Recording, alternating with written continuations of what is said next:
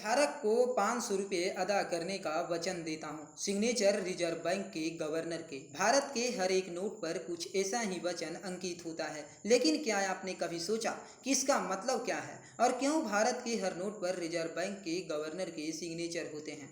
क्या आपने कभी ये सोचा कि आरबीआई जितना चाहे उतना नोट क्यों नहीं छाप लेता? नोट छापने के लिए चाहिए ही क्या? नोट छापने की एक मशीन, कुछ लोग, स्याही और कागज। आपके मन में एक सवाल तो जरूर आता होगा कि आरबीआई के पास कितने सोने की अंबार है, क्योंकि आप में से अक्सर कई लोग ये खबर भी पढ़ते रहे होंगे कि आरबीआई ने इतने हजार करोड़ रुपया भारत सरकार को दिया।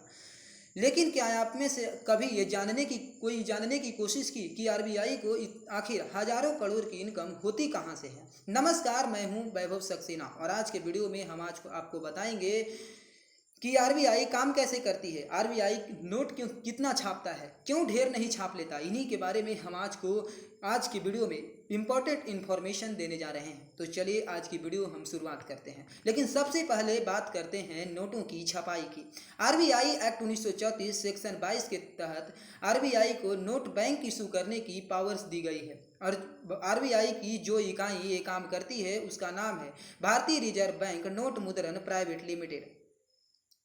आरबीआई ज़्यादा से ज़्यादा 10,000 रुपये तक का नोट छाप सकती है और अगर इससे बड़ा नोट छापना होगा तो भारतीय सरकार को आरबीआई एक्ट 1934 में सेक्शन में बदलाव करना होगा। अब आपका अगला सवाल होगा कि आखिर ये नोट छपते कहाँ हैं? तो इसके लिए पूरे भारत में 4 प्रिंटिंग प्रेस हैं। महाराष्ट्र के नासिक, मध्य प्रदेश के देवास, कर्नाटक के मैसूर और वेस्ट बंगाल के सलबोनी में। इनमें से मैसूर और देवास की प्रिंटिंग प्रेस को भारत सरकार और सलबोनी और मैसूर की प्रिंटिंग प्रेस को आरबीआई कंट्रोल करती है। रही बात नोटों की छपाई की, तो आरबीआई साल की शुरुआत में ही प्रिंटिंग प्रेस को एक शेड्यूल दे देता है जिसमें बताया जाता है कि उन्हें कब कब कितना नोट छापना है। इसके लिए आरबीआई पहले से ही डेटा तैयार कर लेता है जो आरबीआई के 19 रीजनल ऑफिसेज से मिले डेटा से तैयार होता है। इसके बाद आरबीआई एस्टेब्लिश एनालिसिस का सहारा भी लेता है, यानी आरबीआई पहले से ही ये गणना कर लेती है कि नोटों की सर्कुलेशन में कितना है, कितने नोट पिछले साल नष्ट कर दिए गए और कितने नोट नए छापे जाने हैं और कितने खराब नोटों को इस बार बदला जाना है। इन सब की गणना करने के बाद आरबीआई फाइनेंस मिनिस्ट्री की coin of Sen currency division से कंसल्ट करता है। उससे कंसल्ट करने के बाद ये फैसला लिया जाता है कि इस साल कितने नोट छापे जाने हैं। खैर, ये तो हुई नोटों की छपाई की बात, लेकिन सिक्कों का क्या? क्वाइंस एक्ट 1906 के मुताबिक सिक्कों की ढलाई का काम आरबीआई नहीं बल्कि भारत सरकार के हाथ में होता है। सिक्कों की ढलाई पूरे भारत में 4 जगह पर की जाती है। कोलकाता के अलीपुर, हैदराबाद के सैफाबाद और चेरलापल्ली और यूपी के नोएडा में। इस एक्ट के मुताबिक भारत सरकार 1,000 रुपये तक का क्वाइन इशू कर सकती है।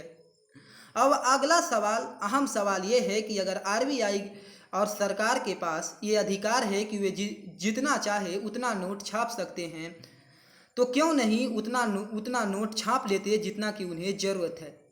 इसके लिए आपको एक बात समझनी होगी कि जो नोट आपके हाथ में है महज वो कागज़ का एक टुकड़ा है, लेकिन जैसे ही आरबीआई के गवर्नर इस पर सिग्नेचर कर देते हैं तो इस कागज़ की टुकड़े की वैल्यू क्रिएट हो जाती है और इसके साथ ही वे कागज़ का टुकड़ा आरबीआई के लिए लायबिलिटी बन जाता है।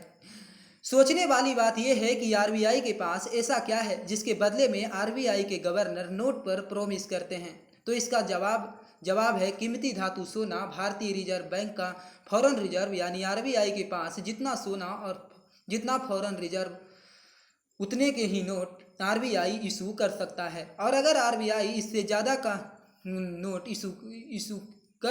इशू की तो आरबीआई की करेंसी की वैल्यू भी कम हो जाएगी। यानी आरबीआई की करेंसी की अगर एसिड का ना लगाया गया होता तो भारत की करेंसी का हाल भी वेनेजुएला की करेंसी की तरह ही हो गया होता।